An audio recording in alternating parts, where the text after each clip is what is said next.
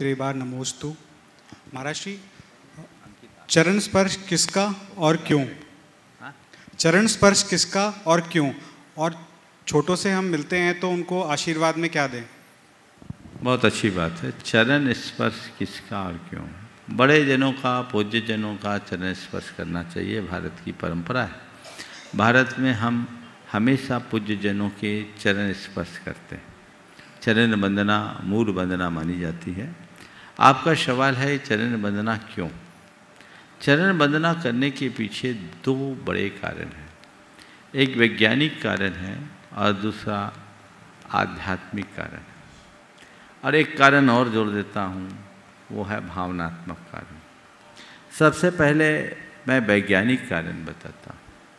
वैज्ञानिक कारण तो ये है कि हमारे शरीर की जो ऊर्जा है वह हमारे नाखूनों से निकलती है और सबसे ज़्यादा ऊर्जा हमारे पाँवों के नाखूनों से निकलती है। तो जब हम पूज्य पुरुषों की चरणों का स्पर्श करते हैं, अपना शीश रखते हैं, तो उनकी ऊर्जा से अभिभूत होने का अवसर मिलता है। दूसरा इसका जो आध्यात्मिक कारण है, जब हम चरण में शीश झुकाते हैं तो वो हमारे अभिमान के गालन का प्रतीक होता है। मस्तिष्क ज्ञान का द्योतक है, समझ गए? वो अभिमान को उत्पन्न करता है। हम अपना सिर चरणों में नवाते हैं, जो शरीर का उत्तमांग है, और चरण एक प्रकार से सबसे निम्न अंग माना जाता है।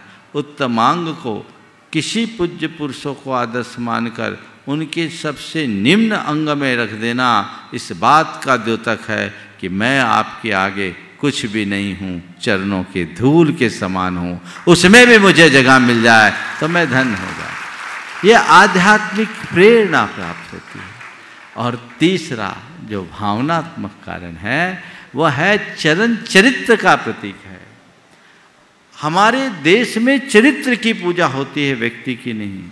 हम चरित्र के आराधक हैं। चरित्र के क्षेत्र में आगे बढ़े तो हम किसी के भी चरण केवल इसलिए पूजते हैं क्योंकि हम चरित्र की पूजा करते हैं, व्यक्ति के आचरण की पूजा करते हैं, उनके आदर्श का अनुसरण करके हम आगे बढ़ें, इसलिए चरण की पूजा की जाती है।